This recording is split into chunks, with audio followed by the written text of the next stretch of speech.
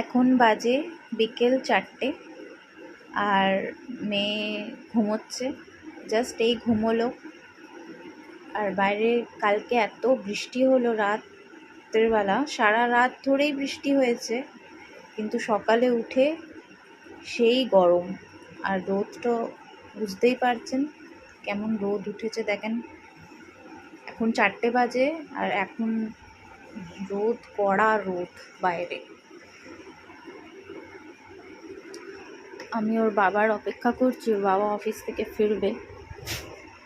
আর আমাদের এই যে সূর্য একদম তাকিয়ে রয়েছে আমাদের দিকেই।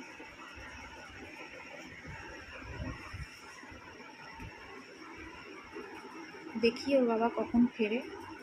ফোন করেছিল এই মাত্র যে এইবার ফিরবে।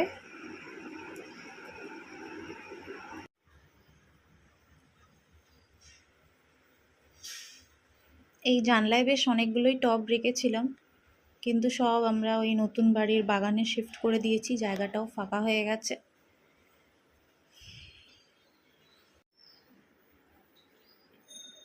আর আজকে মেয়ে সুন্দর করে পুজো দিয়েছে। আমি আজকে পুজো দিতে পারিনি একটু অসুবিধার জন্য।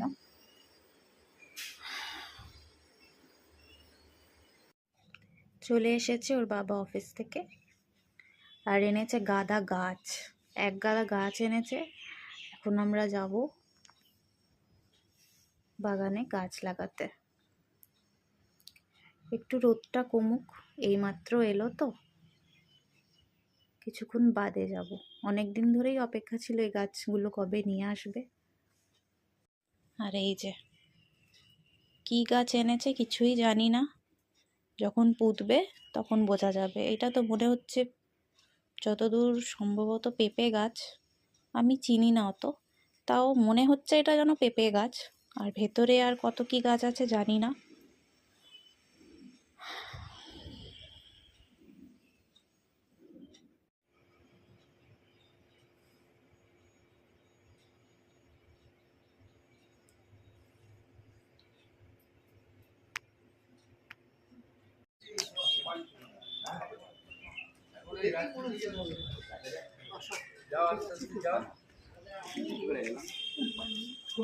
ডিউটি করে ডিউটিতে করে এখন ডিউটি করে আবার এক্ষুনি কাজ করতে